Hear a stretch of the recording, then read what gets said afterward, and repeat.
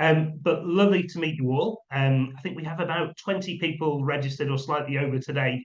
But obviously there's always a bit of a drop off, but we might have some people joining us as we go through.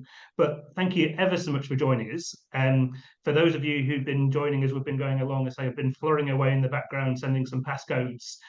So I'm delighted that Stan's joined us in the background. And actually, as much as I like to be prepared for meetings, I think actually sort of those more informal chats are probably quite telling at times. So Stan and I met through LinkedIn. We sort of bumped into each other on LinkedIn, and we've ended up being sort of reciprocal clients, really. So I've been a client of the Attention Seeker, and likewise, Stan works with us at the Colour Code with his team. So we've worked a lot together. I think you'll see Stan and I are very different, but at the same time, I think we share lots of common ground, and I think it works really well when we do work together. So absolutely delighted that Stan's here, and I think it tells you about the sort of guy that Stan is that sort of jumped on the call to share this conversation today. Yeah.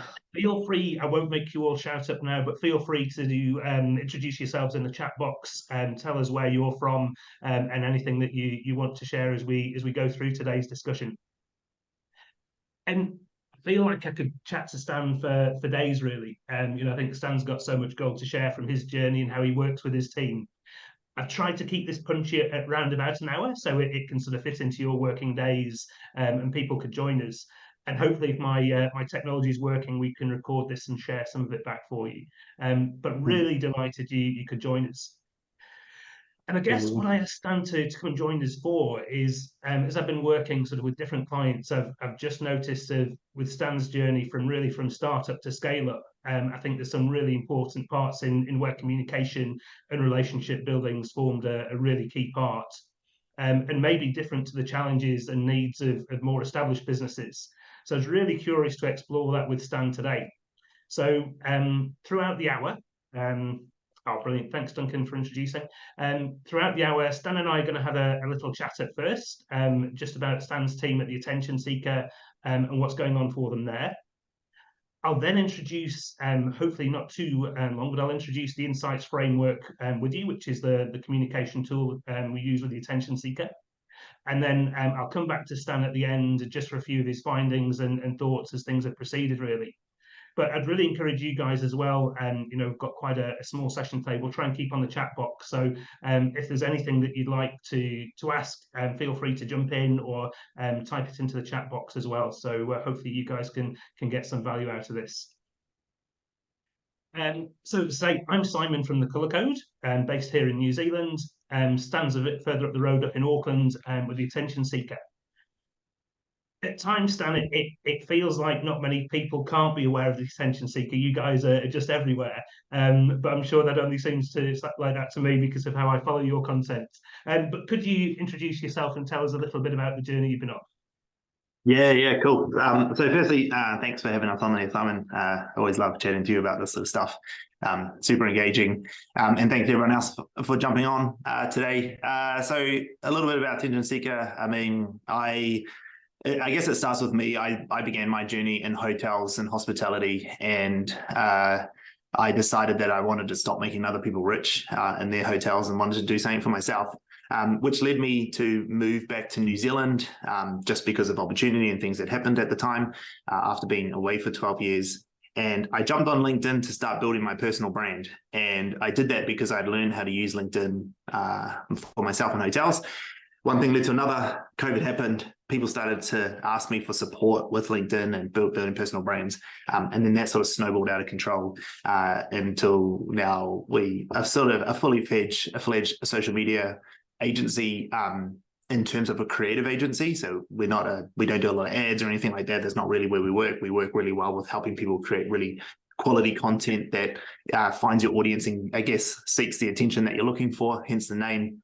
And we're sort of, been growing quite fast. We're not quite yet 4 years, sitting at 16 staff, and probably by September, when Simon comes to visit us next, we'll be at about 21 people, which has been a bit of a crazy ride lately. But it's been nuts. Our TikTok, if you haven't seen that, is outrageous and massive. We've just crossed over 600,000 followers there. Puts us up in pretty much like we can't find any other B2B profiles on TikTok bigger than us, which is pretty cool, pretty awesome to come from little Auckland here to take on the world there. But that's kind of what we do. We make content that goes viral and that people want to engage with. I love how you sort of changed as you've sort of come through the challenges. I think our two businesses probably started at a very similar time, and we weren't expecting COVID to suddenly be kicking off. But is this what you had in mind when you launched? You know, were you expecting to be here 4 years later with a team of over 20 and heading to New York before long, which I'll come back to later? Oh, look, I'm pretty optimistic. So I probably was a bit cocky and thought that we would grow into where we would grow. But did I think that this is where we'd be? Nah, not even close. Like, I had no idea that this is where we were going to be when we did it. I always knew that building a huge brand was important. I knew that as a fundamental truth for business, that the bigger the brand is, the bigger the business can be. And you'd look at things like Apple and Nike and, all those sorts of brands that they stand out from everyone else. So building a brand was always part of it. What that brand did as a delivery or as a business, I actually didn't even know we'd be here. Running the fact that we run 1NZ social media for, as they change from Vodafone to 1NZ, that's outrageous. We still pinch ourselves going, how the fuck did we do this? So I didn't expect to be here with where we are in terms of the business, but I always knew that brand was going to be a big part of it. And then I also knew that building a large team, or building as big a team as I could, was something I wanted to do, because I that's the part of business I enjoy the most, is leading a team and helping them be their best. Developing a bit of a love-hate relationship with the word authentic. I've always liked the idea of authentic relationships and being your authentic self, but it does start to get a bit overused these days. But I still think it's absolutely vital. And to me, when I look at the attention seeker and the team, that's what you really build really well. And we'll go on to talk about how important it is to build authentic relationships as you go on that startup to scale up journey. But when you consider that, why is it so important to start with self-awareness first, Stan? It's the answer to everything, right? Like, self-awareness is, everyone knows that. Like, everyone knows that if you've got an issue, look inwardly first. And if you know that if you look outwardly for the answers to your problems, that you're just dealing with surface level issues, sorry. And so my journey on self-reflection and self-discovery, maybe if we get into some woo-woo talk, is started from when I gave up alcohol. I work in hospitality for most of my career. If you've worked in hospo, you know what it's like. You're borderline alcoholic the whole time you work there. It's a pretty toxic environment for a lot of places where alcohol is freely available. And so giving up alcohol was a real big part of my journey of I wasn't drinking, so my mind wasn't always clouded. I wasn't always hungover, and I could think properly, right? And then so that made me reflect a lot on who I was, and that journey was so profound for me. It led me to here, where I am today, giving up being a GM of hotels and things like that. And because I had a really good career prior to this, it's just gave me some clarity of where I wanted to move into next. And then so as that sort of happened, I started to realize how important, because of the success I was having myself, how important it was to continue to do that and help other people do it as well, which was a big thing for me. And so I think self-awareness is key to a lot of problems that people have. And often if you find yourself not being able to communicate very well, or not being able to get along with someone or whatever, it's usually you need to start with a reflection on yourself first before you can first try to change that relationship. So that's my approach anyway. And it might be a little woo-woo after giving up drinking. I found myself or some bull crap like that, but it's kind of true. I agree with you, Stan. I think for me, moving from a big corporate environment to suddenly starting your own business is, it's quite exposing. You suddenly lose a load of strengths that you were surrounded by as you worked in a team, and it's just you. And I know you use other things, obviously, alongside insights for that journey of self-awareness. But you've made a big pivot, and again, probably an overused word, but to go from hospitality to what you've done with the attention seeker. So what's that then taught you about your own strengths and how to leverage them? You mean in terms of what I've learned from insights and how that's helped? Is that what you said? Yeah, or to say not just to make about insights, but just that self-awareness piece generally. Oh yeah. Look, knowing that I For me personally, knowing like when I found out about who I was as a person, I realized that like I was not very good at like doing proper detail oriented admin stuff. Like I understood that like all I wanted to do was think big picture. All I wanted to do was like go crazy ideas and be up here. And I knew that as I started to realize, and look, as the alcohol, I mean, I'm probably going to talk about alcohol more than anyone thought I would here. But as the alcohol stopped clouding my mind a lot, right? Like when I gave up alcohol, I was able to realize that I was able to expand my thinking a lot more and I was always been a thinker, a sort of that sort of person, but it went on steroids and it just like took over. And then not only did I start to highlight that I hated doing administration things, I hated details, and I hated doing all the paperwork and things, I realized that I just had so much more fun ideating. I had so much more fun big picture thinking. And then I was quite fortunate in my career that I met Alicia early on. So Alicia's worked for me for now almost 11 years. And she's the opposite, I guess, from me. She's not really detail oriented, but she's a producer. She just does stuff. She just works all day long. And so when I started to realize that like I didn't like the administration side of my work and I didn't like actually putting my crazy ideas into motion, I just like to have them and then tell other people to do them. Alicia was my right-hand woman for that, and she was able to do that. So having that self-discovery allowed me to think that way, which allowed me in this business to scale real fast. To scale faster than what maybe could have happened, because I was able to realize that I could have the direction and the vision and go and do the actions I needed to do to initiate that. And then I brought Alicia in from the beginning and was like, I need you to execute on this, Alicia, and just tell me what we got to do, because I can't and I don't want to. In fact, I really hate doing it. So can you do it? I think that's key. And the thing that shouts out at me, another term we use is it's not just about capability. And maybe sometimes in small businesses and startups, our ego gets in the way. We think, oh, we could do all this, I can do this and I can do that. But sometimes it's about that preference as well as capability, and actually just finding the stuff that you've got a real passion for, that you can deliver in bucket loads, and then working with people to fit in alongside that. I think that's amazing. And yeah, it is sometimes admitting the stuff that we don't enjoy, or that maybe we aren't as talented at times. And I think that's why I first came to the attention seeker. I set up my business, and hopefully there's certain skills I bring to my work, but that drive of getting things done, executing, isn't me. And I think we've had this chat before. I've had a long list of clients who I want to do business with, or who I think I can help. But how many times I've actually picked up the phone to them to ask for business, or to ask for a cup of coffee, or that sort of thing, is I just don't have that same drive for action. So to then work alongside the attention seeker who sort of showed me the value in that, and sort of held my hand and helped me doing that, that made a real difference, and still does today. So yeah, that piece about spotting what we do and what we do well, and collaborating with others to fill those gaps, I think is what makes a great team. Yeah, absolutely. It's quite funny you say that, because like I built this business on the back of building a little freelance team who were doing it for me. That's what I did.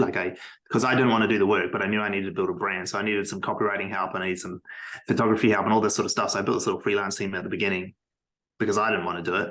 But I knew I needed it done. I had the idea. And so it was like perfect, actually, because like all the type of clients we find, like business owners and things like that, like they are also big visionary people, or people who have a skill set or whatever, but they don't want to get in the dirt.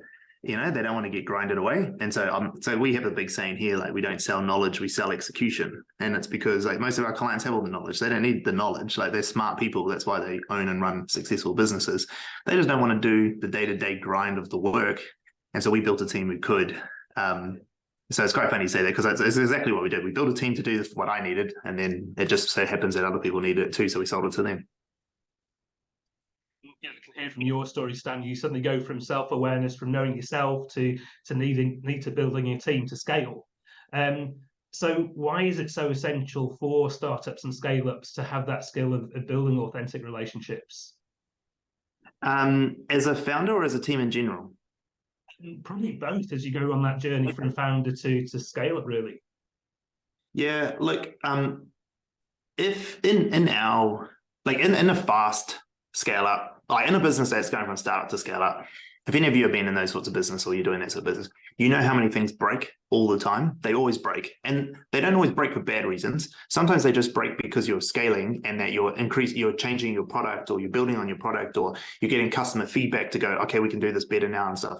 So you're constantly breaking and reiterating. That's the whole purpose of the startup phase, right? And the scale up phase is that you're trying to get product market fit, and you're trying to get that really perfect before you can expand.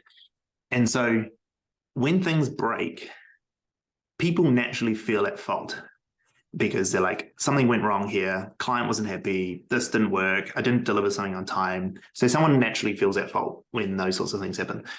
What I knew as the owner coming in is that we are going to fail a million times before we've got this right, and we're going to do things wrong all the time. I knew that. I was like, at the time, creating personal branding on LinkedIn, which at the time no one was doing anywhere. Like, it just wasn't a thing. There's more people now. There were people who started at the same time as me, but there was no one doing it. And so there was no playbook to go from. It was a completely new thing. We're trying to figure this out. And so we're making mistakes. When people feel like they've failed, like we talk about in like scale up world and startup world and all this sort of business world, that fail fast and all this sort of stuff. And there's all these mantras and things. But like, most people don't feel that way. Most people are like, oh my God, I failed. My boss hates me. Oh, my client hates me. This is so shit. Like, why I hate my job because I didn't succeed, or blah, blah, blah. It doesn't matter how many mantras we shout out about how it's good to fail. Most people hate it. They hate this feeling. Even my team, like they know that I'm okay with it. And they're just like, but Stan, it still hurts. Like, it still hurts that we failed.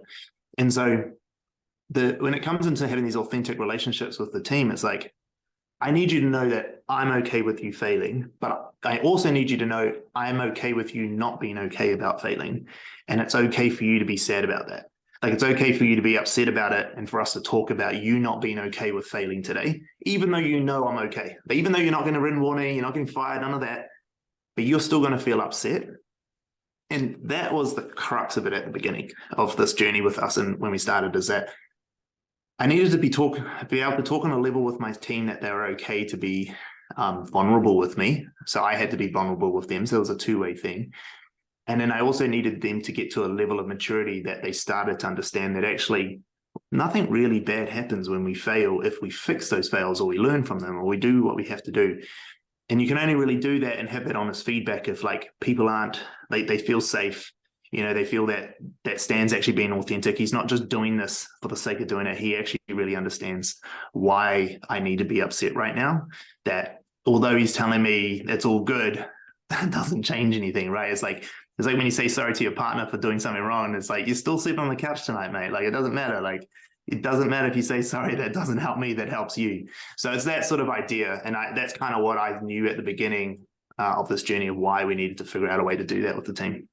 Yeah, and it's such an interesting mindset, because I can see you've gone into it with that thinking that we're going to get a lot wrong, but it's okay to make mistakes. I actually wonder how many people launch their own businesses thinking this is going to be perfect and I'm going to get it just right, and I'm so passionate about what I do that I'm not going to make this is so incredible, and actually don't see that side. So again, just back to that being yourself and knowing those differences, really important. And I guess we can call this all sorts of things. You talk about allowing people to fail, but you only need to look at Google's work on psychological safety, for the power of people being able to be themselves at work and to be able to question things and get things wrong. So yeah, absolutely vital. Absolutely. Again, I don't know how many people on the call have sort of followed your team, Stan, but you've got a really diverse team there now. I won't say anything on age range. We might expose Nathan a bit, but you've got a huge age range from whether we call them Gen X, Gen Y, whatever, but big age range, multinational, all sorts of different cultures. Does that cause some challenges when it comes to communication? Oh, yeah.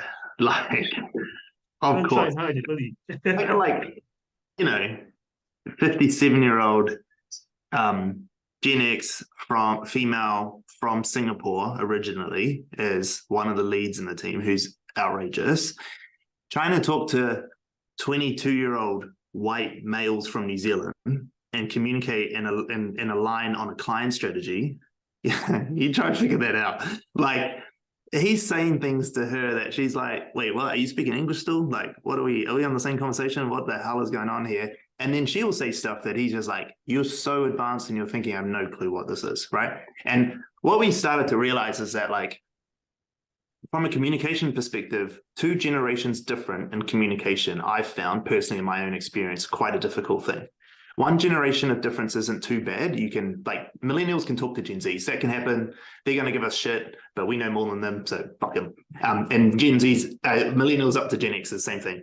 But, like, Gen X is down to Gen Zs is real hard. It was the same with millennials and boomers. Like, we had the same problem trying to communicate to them in the same way, which called the millennial boomer split. That's the same happening in the Gen X, Gen Z split, except everyone's like, unfortunately for Gen Xers, you've just been labeled with the boomer category because no one can figure it out. But, like, it's kind of what's happening, right? It's this double generation gap. So that's huge. So age is a big thing.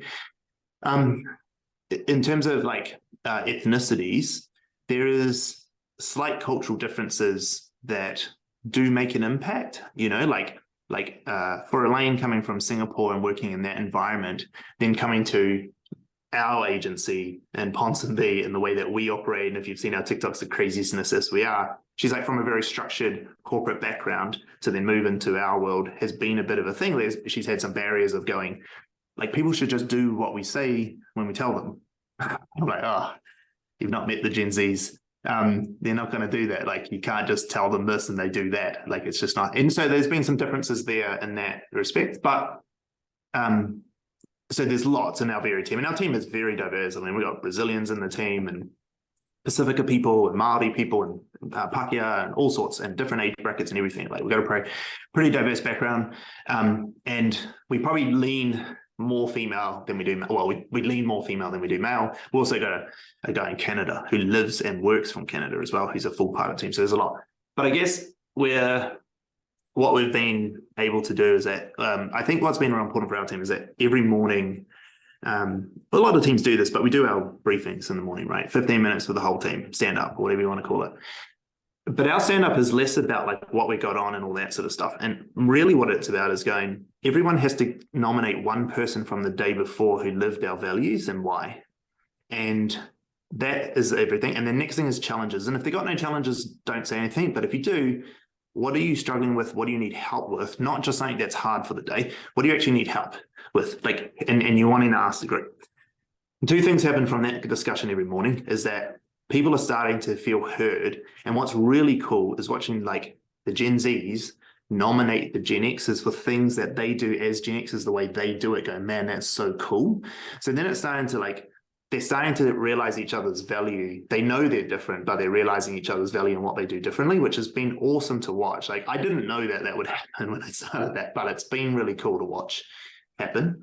And then the challenges piece is going, guys, I'm actually really struggling here. I don't know how to solve this problem moving forward. Can people help me? I'm putting my hand up. And that's taken the longest to get working. Like, we've been trying this for at least a year and a half now of this structure. About a year and a half of this structure. And I would say only in the last 3 or 4 months, we've had people actually giving real challenges, like real things that they're struggling with in that environment. They'll come later on maybe and talk to us one-on-one because they're too afraid to say stuff. But I think only in the last 3 or 4 months that people are really coming with those challenges, and that's been really cool to watch. And that's kind of, and that doing that breaks down those barriers, because then the Gen Xers might be like, hey, I know the solution to your problem, I can help, which then again fuels that value that they offer. And that's not, and I'm using age as one thing, but it's all the differences in the teams. People are seeing, yeah, you're different to me, but you've helped me. That's great. Yeah. Again, I think we should expect this. We hopefully see the value of having a diverse team of mixed strengths, mixed abilities, mixed backgrounds. And when we bring that wonderful mix of people together, we're going to come across different ways of doing things. So I always love that phrase of just become at ease with the discomforts. It's going to be a natural part of that process, but that's where the growth's happening. And if we all nod and agree and pretend to get on and never question one another, there's something broken. It's just part of having a highly effective team. Yeah, absolutely. The other one, and you've touched on this in a few times in our chat. The other post I saw from the team recently was it was referring to the Kurt Cobain song "Come As You Are." What does that mean to the team? So we as a team, we like when we hired people, and the reason we got such a diverse background is that we're very selective when we fit for culture. Like a lot of people question us when we say, "Oh, we only hire for culture. We do these group interviews," and there's a little bit of a pushback going. Are you only trying to find like alignment, like the same type of people? And like and if you see our team, it's the exact opposite. We're actually trying to find the gaps that we have. And Simon, you'll know this from like seeing our color code and our differences, is that we realized that we hired a bunch of certain people because we needed a job. And so now we're trying to plug in other colors and other personality types and other types of people because we realize that diversity adds strength to our team. And so when we do that, I mean, the last thing we want to do is then go, hey, we hired you for this reason. Now cover up, put this on, be this person, and fit into the mold. Like that would just be stupid, right? It's that whole, I don't know if it actually was Steve Jobs who said it, but it's the old hire smart people and then tell them what to do, like how dumb that is, right? Like it's the same thing for me. It's like, I'm going to hire you because you're different and I want those differences in our team. And in fact, like, so one, operationally, I think it's really good. But two, just from a branding and marketing perspective, by adding that diversity in the team and having diversity of message through our marketing and communication, all the content we put out, we attract different clients as well, to clients who align and associate with one of the team over the other. And that's cool. And they're like, oh, great. I really resonate with Sam. You know, maybe I should go work with the attention seeker. Maybe they're right. Maybe Sam could be my account manager, right? So like that come as you are sort of thing, that diversity and celebrating their diversity is key. I just think it would be silly to hire these people for their differences and then cover them up. Why do that? Just hire a bunch of stands. I know how to lead them. I know how to control them and how to manage them, and I'll just do it. But I just don't think I'd get the same output or I'd get the same thing. Actually, I'd get a bunch of people who doesn't want to do any work and they just want to think big picture. So I think, like it's the right thing for me. So that's kind of what it is. Everyone does. I mean, it's even hard, like as a little anecdote here, like say we talked about Elaine before, as she's come in, and I don't mean to pick on Elaine, but it's been quite, because she's our newest staff member, so we're going through these at the moment. But she's come from quite a corporate background and quite like a certain dress standard and things. And then two of her team, account managers, are like quite eccentric, right? They fit right at home on Ponsonby Road and K Road, like if that makes sense to anyone. Like they really fit in, like they're colorful, they wear the clothes that they do, they're loud and they're bold and their personalities out there. And it's what makes them great account managers, because they have built really close relationships with their clients because they have similar things. But Elaine was like, I can't deal with this. Like they're not dressed appropriately, blah, blah, blah. And I was like, it's that makes us stronger. And it took her a little while, but she realized, she was like, actually, I've seen them with their clients. It's because they are them that those clients still here. Not because of the work we do, not because of the output. It's because of the relationship they have with their account managers that has kept that client with us. And it's because they're able to be themselves with them. So yeah, like it's not an easy thing to manage, because sometimes I'm like, oh my God, what are you wearing today? To certain people, or whatever it might be, or however they might act. But like, that's why I hired them. And like when Sam was in his interview, he had a soccer ball on his head. He had like bleached hair with like green spots everywhere. I couldn't hire him and be like, oh, by the way, you need to get a neutral hair color or shave it off like me. I knew who he was when he started, and I was that attracted me. I often say that to my clients is, at times it might feel easier if we all thought the same way, but my goodness, life would be dull, and our work wouldn't be as effective either. And I think, if you want to be an effective team, we waste too much time having to be something different than ourselves. So when those two are harnessed, I think that's what we've got to work towards. Yeah. Now, at that point, if you don't mind, Stan, I'll share the Insights framework with those on the call, so I know we'll refer back to in some of our other chats. So I know you'll have all heard of different models similar to this one, but I'll tell you the basics of the Insights model, so you can sort of understand what Stan and the team have gone through with us. So let me share my presentation. I promise you not too long on this one. Does that come up okay for everybody? Yeah. Perfect. And for those on the call, again, use the chat box. Have any of you used Insights before, or anything like it? That chat box. But yeah, obviously you'll see different models. You might hear about things like Myers-Briggs, DISC, different birds, all sorts of different things. But the Colour Code's a licensed partner for Insights Discovery here in New Zealand. and I think I had my first profile about 20 years ago. It still was in colour, but it was quite dated at that stage. And I think since about 9 million people around the world have had a profile. And we can use it in all sorts of different ways. So it's a great tool for personal development. As we've used it with the attention seeker, it really comes to life in team effectiveness in that interactive interpersonal space. We can also go on to use it for leadership and sales. I think the reason, and I think you and I agree on this one with Stan, is you want something accurate. If we're talking to people and giving them a tool to consider how they show up, it needs to be accurate. So this one is rubber stamped by psychological societies around the world for use in workplace development, but it's also incredibly simple and practical to pick up and use. So by the end of our call, you'll have a good idea of the model and how to use it.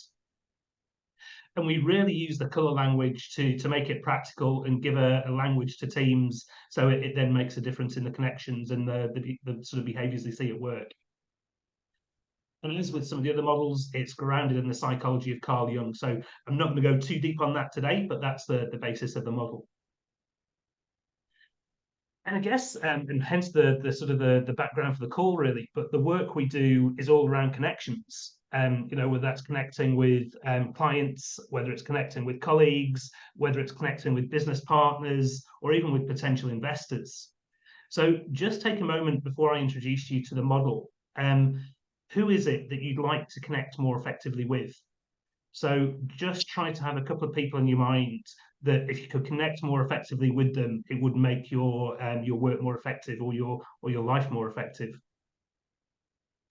And just try and hold those in mind as we discuss the different colours. In the model, we refer to 4 different colour energies. So you'll hear us talking about fiery red, earth green, cool blue, and sunshine yellow. Stan, I've never offered you a coffee for every time I say this, and never will. But the thing I can't say often enough is we're not one of 4 colours. We're not going to divide the whole population and put them in one of 4 boxes. So the most important thing to me with the insights model is that when we talk about these 4 colour energies, we're talking about different groups of behaviours, different groups of communication styles. But we all have these 4 colour energies, and we've got access to use them when we see fit. So this isn't about putting people in boxes. It's about introducing a common language to help us understand how we're all different. And as you go about your work at different stages, we'll access these colour energies differently. So just to give us an idea of this, I'd like you to have a look at the words on the screen. And I'd like you to choose 5 words that you think are a good description of you at work.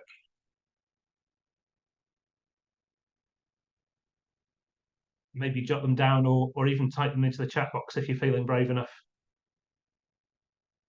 Thanks, Nina. So Nina, if you don't mind, I'm going to use you as a little example. Hopefully you don't mind with that one.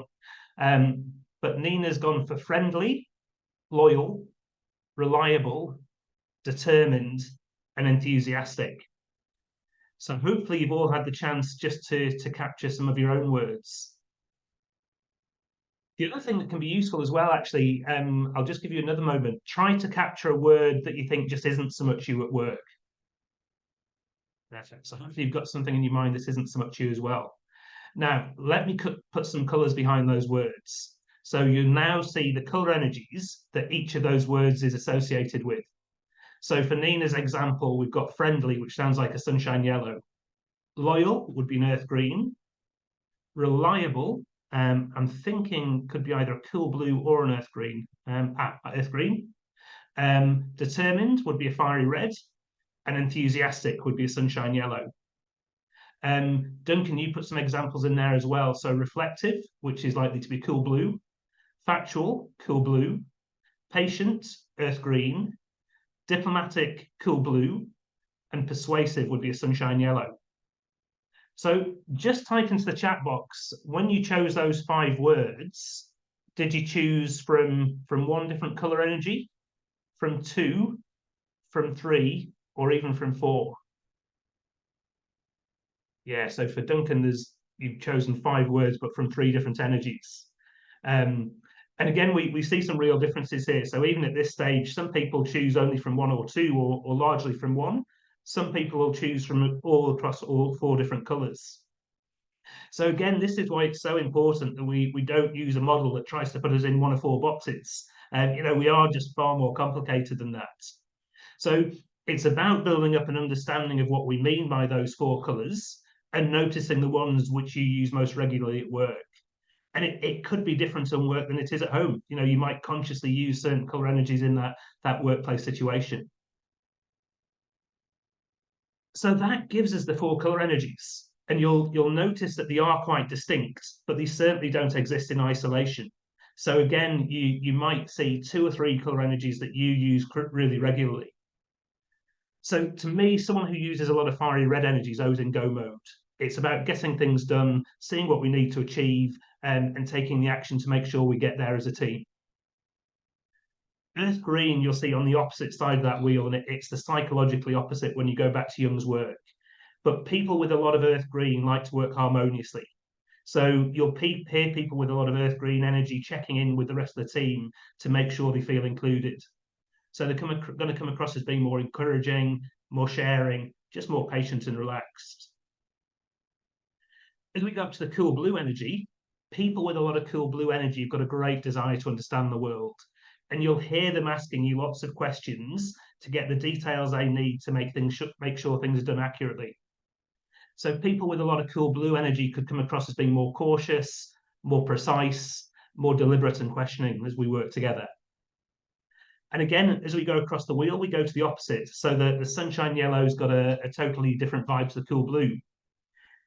If you've spent more than 2 minutes in any office already today, you'll have already heard someone with sunshine yellow energy. They'd love to be involved. They'd like to be involved with lots of different activities and lots of different interactions. But they also like to encourage involvement from other people as well. So people with a lot of sunshine yellow energy are going to be more sociable, dynamic, demonstrative, and enthusiastic. So hopefully just from that brief description, you can already pick up a bit of a vibe, a bit of a feeling for what those 4 colour energies are like. And again, maybe type into the chat box which colour energies do you think you use most regularly? Whether that's 1, 2, or 3. Can you remember yours, Stan?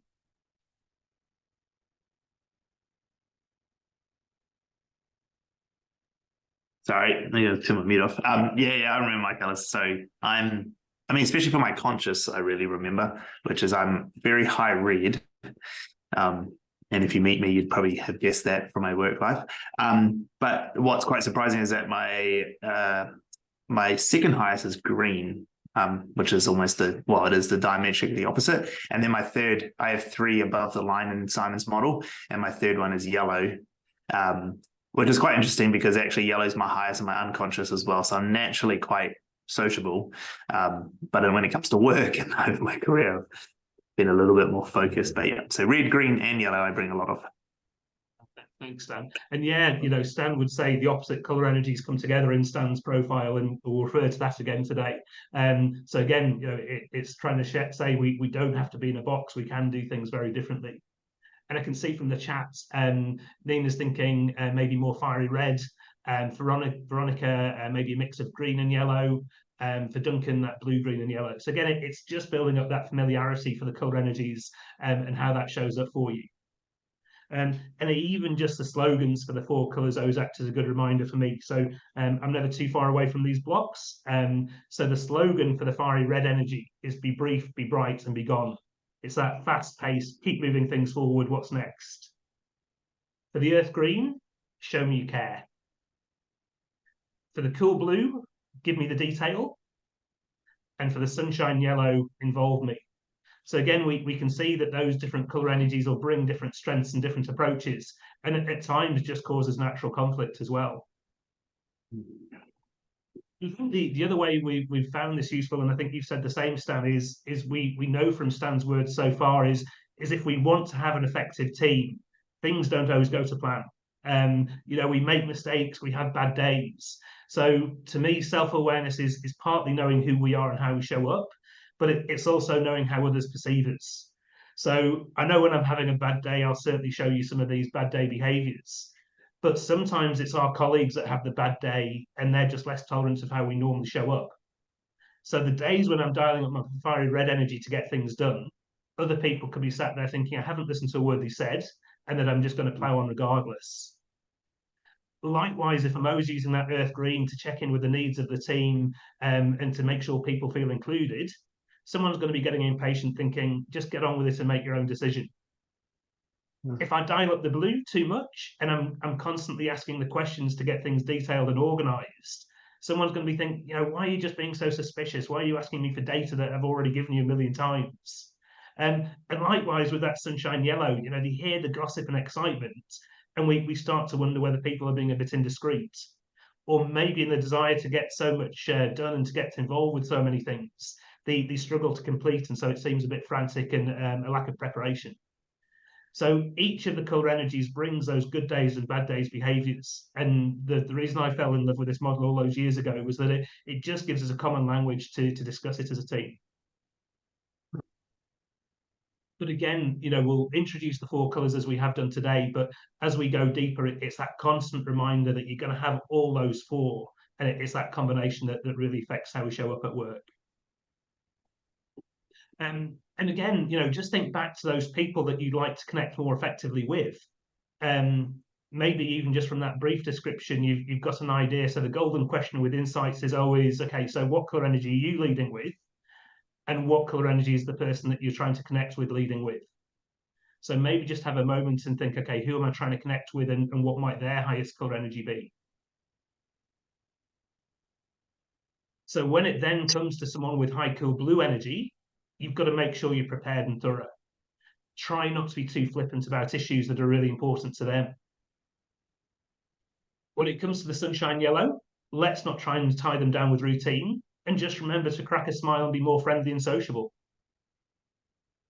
When it gets to the fiery red, this is not the time to hesitate or waffle, so be quite direct and straight down to the point.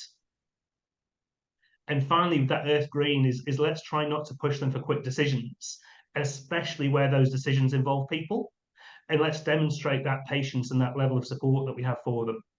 So just a few tips on how to connect with them can be a great starting point with this model. And I'd challenge you, just as you look around that wheel very briefly, there's going to be some things that you probably do very naturally, and some things that you've just got to remind yourself to do in certain situations. And to me, that's where the model becomes quite practical. It's just thinking, okay, this isn't naturally me, but when I see someone leading with this color energy, this is what I've got to remind myself to do a bit. So hopefully that sort of put it into context of the sort of the model we've used with Stan and the team. And that's very much the starting point. We begin with personal profiles for all of the team. They show you all sorts of information and the levels of those 4 color energies. And then we do lots of sharing to facilitate that knowledge. And we go quickly through the 4 types, 8 types, even as far as a 72 type wheel. And when we work with a team like Stan's, you end up with a team map with everyone's wheel position plotted on it, to give you a tool to sort of connect more effectively together. And we can use this for teamwork, we can use it for leadership, and we can use it for sales. So yeah, lots of different ways we can put it into practice. Now, so I don't reshare, Stan, I'll show you this graph now, but this is looking at Stan's team. So we looked at the color energies that Stan's team led with. And I think we first worked together probably 2 or 3 years ago, Stan, and we've obviously updated the wheel as we've gone along. So what we saw when we first worked with the attention seeker was this graph. So at the time, so I can see Duncan's reaction to that. But yeah, 78% of the team led with sunshine yellow, and just less than a quarter with fiery red. And obviously in the startup, you've got a quick changing team. So we've seen lots of personalities leave and join the attention seeker. And when we did this at the later state, this is the change we've seen. So could you just talk to that a little bit for us, Stan? Yeah, I'm mostly that red at the beginning. Yeah, exactly. I think there was one other person in my team who was red as well at the time. And it made sense that we were yellow because like often a lot of creative types are yellow in their thinking and the way that they are and what we needed. And so it sort of skewed that way. But that was actually like when I saw that thing originally, I was like, okay, we've got some work to do. Like as we grow this team, we really got some work to do, especially in the blue area, given that I've already told you guys, I hate that area of it. So as a dominant energy, even Alicia, who doesn't mind doing a bit of detail, it's not her dominant. Her dominant was yellow. So it's been a very deliberate process of hiring people who fit a certain color energy to help push it out. And what we found is that like we can start to see as we build out the team in different roles, people excel at different color, like different colors excel at different roles. So actually in an account management space, reds and blues do really, really well, especially reds with difficult clients because they're very direct and they can get like, because difficult clients are usually other reds and they usually can meet them head on actually. And it's like, it might not be Simon's way of doing it, but actually it works really well with these people. Like they can meet them head on and do whatever. So we've got a few more reds in the team actually now in that case. And then the blue guys are really good for clients who are more skeptical, you know, clients who are who need more detail. These people bring a lot of detail with them when they come into these meetings with these guys and they can meet the clients head on with them. And then it's quite interesting, our greens, it's quite interesting because our greens are like, they're the sweethearts of the team, right? Like, I don't know if that's the right, I should probably call them that, but like, that's what they are. They're just the ones that everyone just gets along with. They're so caring. They're always doing the right thing for people. They're always worried about how other people are feeling, but in a really good, positive way. And so it's been really nice to flesh that out and get that variety. Thanks, Stanley. It's lovely hearing your words. I'm a bit like a school teacher, so I always correct people for talking about red people and blue people. But I'm a great believer in teams having the language that helps them. And there's no doubt about it. People that lead with those different color energies or naturally bring those colors to a team excel in certain areas and work well in certain relationships. So some of us find it a challenge when people are more direct, and other people are very comfortable in that conversation. And it's about introducing that common language to then help the team come together. And could you just sort of paint a little picture, Stan? What was it like for you when we did work together with the team? What does that start to look like for you? Yeah, the word of common language is like actually the thing I keep coming back to Simon for when we do this. Like, it's really hard, like, to talk about communication, right? Like, when you're speaking about communication, it's like a real hard conversation to have. But if you've got shared language you can have, where the guys can say to each other, like, hey, look, like someone will be like, I've just got to get shit done today. I'm going to be all really fiery red dialed up today. I'm going to be full red. If I'm short and sharp, it's because I'm trying to get this stuff done. And this is who I am today. I brought no yellow with me. Everyone gets it. Everyone understands. They don't even have to say that these days. Like, they're just like, I'm red today. If you need me to be yellow, you've got to warm me up. Like, I'm not going to be there straight away. And people get it. They just understand straight away. They're like, look, cool. Alicia's just had she's just got a lot to do. She just needs to put her head down, leave her alone. And it's also the same on the other side, like where you'll see what we call like a chain reaction will happen, where someone will get the zoomies in the afternoon and it'll set the whole team off, and someone will just pull out a phone and pretend, oh, we're just making a TikTok, so it's okay. And it's like, it's not okay. Like, you guys are all like dialed up your yellow to the extreme because you've been so heavy doing work in the blues and the reds that your yellow is just showing through. And I was like, and I will just get up and be like, all the yellows, get out. Like, get out of the office. You need to go do something else. The rest of us have got shit to do. So like that like common language has been key, like key. It's been more effective than, I shouldn't say it like that, but for us, it's been the way we've applied it, right? Like, being able to use this system allows us to have those open communication and conversations with each other to be like, I'm not there right now. Like, don't come at me. I'm not here. And it's okay. Like, we don't always turn up. You can't use it as a defense in a system, but we have it as a way of like going, right now, I need to be this. So this is what I'm doing. Yeah, that's something I really admire about the attention seeker. I think hopefully people that have turned up today are interested in the idea of communication skills, see the need and the importance of building authentic relationships. But for some CEOs, some partners, when I start talking about some of these skills, you almost see that roll of eyes and eyes. It's a nice to do. It's not really important. But from your point of view, Stan, is improving communication and improving relationships something we can all get better at? Oh, yeah. I mean, of course, it's just a skill set that you can develop. It's not like an innate ability in some people and not others. I think everyone can learn to be better communicators. I know I am. Like, I wasn't always, like, again, going back into alcohol days, like I wasn't as effective at communicating when I was fueled up on alcohol. And these days that I'm sober, I'm much better at it, or at least self-aware, like we talked about at the beginning. So I think you can improve and you can grow, of course. One of the reasons why, like I said to you just before we started this time, is we've got new people starting September. I'm about to leave to go to New York for 2 months with a few of the staff. So I want to do another session with Simon. And the reason is that we've got these new people coming in. So I want them from the beginning, understanding the language. But I want their communication growth journey starting from that point as well, because it takes so long for that to grow. Like it's a big journey. Like the guys who have been with me for 2 years are so much further advanced in their ability to have effective communication than the guys that have been there for 3 months, even though some of those team members are 15 years older than the ones who started 2 years ago. It's just that they've been working on their communication solidly for 2 years because we haven't stopped.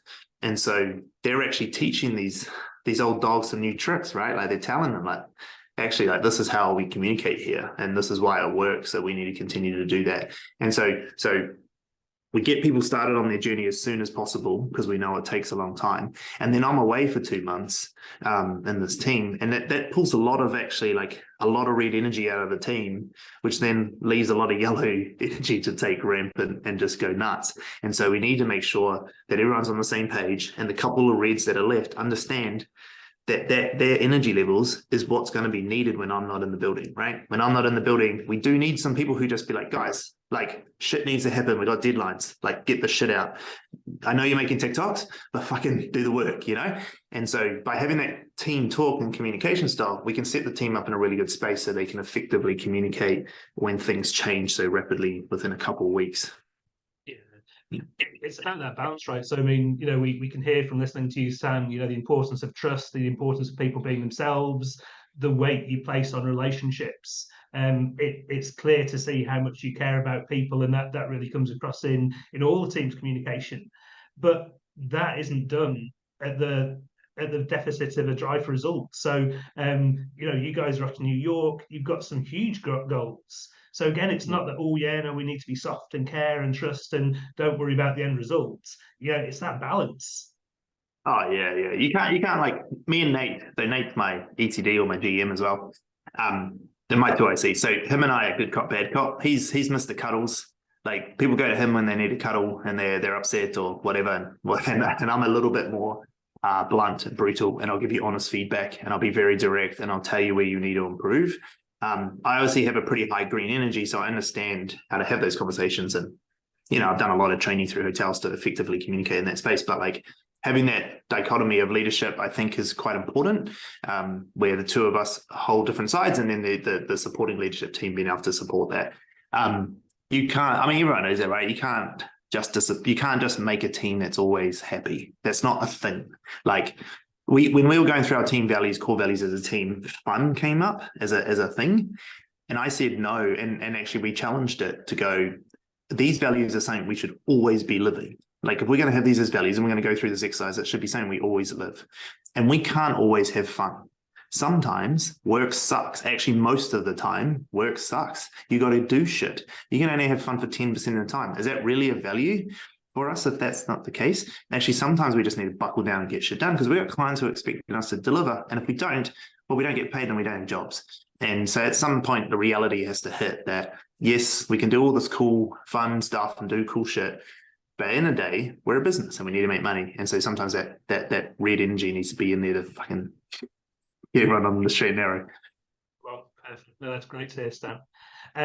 Now, I'm going to try and dial up my fiery red, which again isn't my normal go-to. So I'm going to close with my own call to action. If anyone's interested in learning a little bit more about insights and the color code and considering anything for their team, I've dropped my email address in the chat box. If you get in touch, let's have a one-to-one chat. And as part of the offer today, I'll offer you a complimentary profile for your own to bring it to life for you if you're looking at doing something in that team setting. So yeah, get in touch. I'd love to have a chat about it. And just sort of as we start to wrap up, I don't know how tight your finishes stand, but are there any other questions for Stan as we're here? I got time. Yeah. Just while some people are thinking of questions, definitely just do the profile with Simon. Like honestly, it's one of those things like learning about yourself is super interesting, and just knowing your own stuff to help with your team is enough. Just take it. Like, I'd take them up on the offer anyway. Take them up on the free profile.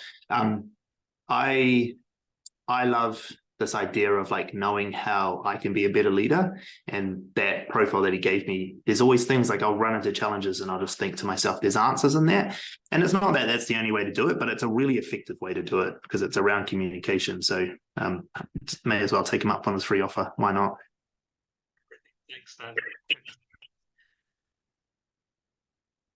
Right. Absolutely, Nina. With that, the Earth Green, I'd be there with you. I'd be thinking of that for a while, so no problems with that one. But to say, feel free to get in touch.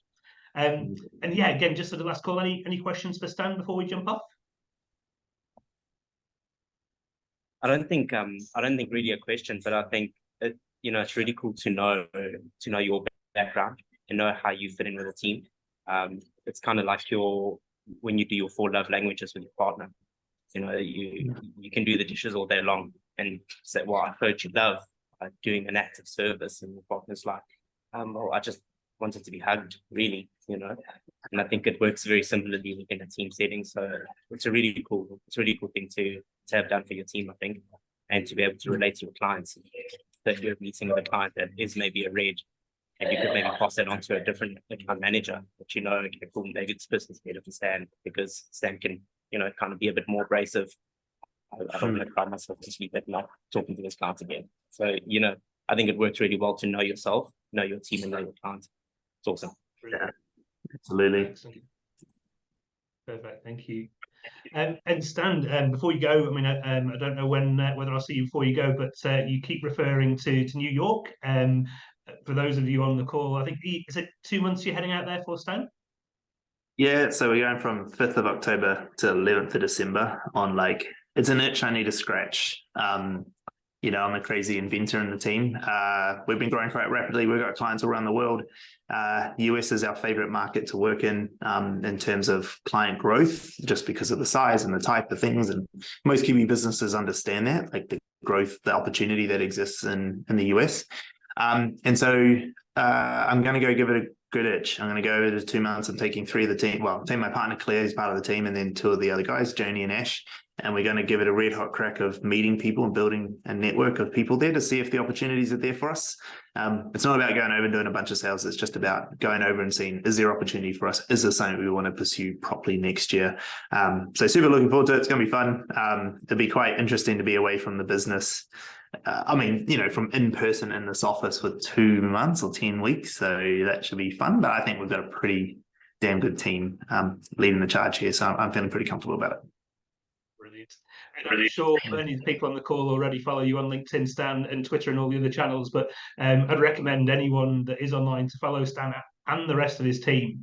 If you want some great examples of how treating people properly, how letting people be themselves really shines through, then yeah, there's just some amazing stories there, and great to see in action, Stan. I think you really do walk the walk when it comes to this sort of work. So thank you for joining us today. Thank you to everyone online actually for being here and putting up with Stan and I ranting away. Really enjoyed your involvement, and yeah, please reach out if we can be of any help at all. And with that, we'll let you guys get on with your day, but stick around if you want to chat as we're closing off. Cool. Thanks, everyone. Appreciate it.